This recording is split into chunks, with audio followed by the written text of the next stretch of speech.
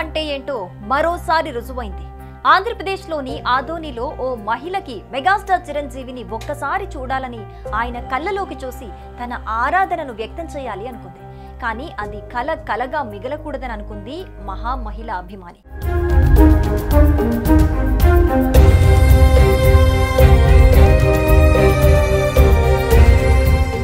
హైదరాబాద్ వచ్చి మెగాస్టార్ ని చూడటానికి తన దగ్గర కార్లు లేవు, కనీసం టికెట్ కోసం వేల రూపాయలు లేవు. ఉన్నది ఒకటే, అన్నయ్య మీద అపారమైన అభిమానం. ఆ అభిమానంతోనే సైకిల్ మీదే ప్రయాణం మొదలుపెట్టింది. ఎండలు ఎర్రబార్చినా ఆగలేదు, వానలు వాగులు అడ్డొచ్చినా వెనక్కి తగ్గలేదు.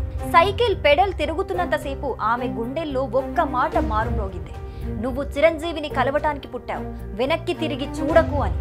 అలా రోజులు మారుతున్నాయి, కిలోమీటర్లు దాటింది. ఉక్కు సంకల్పంతో చివరికి హైదరాబాద్ చేరుకుంది. చిరు ఇంటి ముందు నిలబడింది. ఇంకేముంది, అన్నయ్యపై గుండెల్లో ఉన్న అభిమానం ఉప్పొంగింది.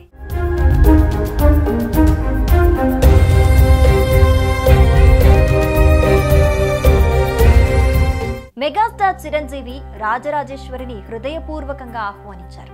ఆమె అంకిత భావానికి, తనను చేరుకోవటానికి చేసిన కృషికి చలించిపోయిన చిరు ఒక చిరస్మరణీయ జ్ఞాపకాన్నిచ్చారు.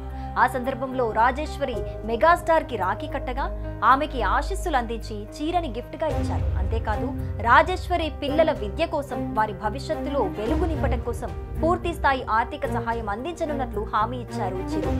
భీమానిని కేవలం ఫ్యాన్ గా కాకుండా కుటుంబ సభ్యులా చూసుకుని గుండె లోతుల్లో చోటిచ్చే హృదయం ఆయనది.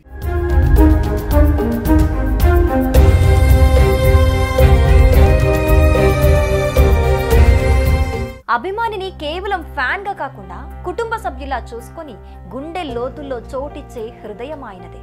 సినిమాల్లోనే కాదు, నిజ జీవితంలో కూడా చిరంజీవి మెగాస్టారే.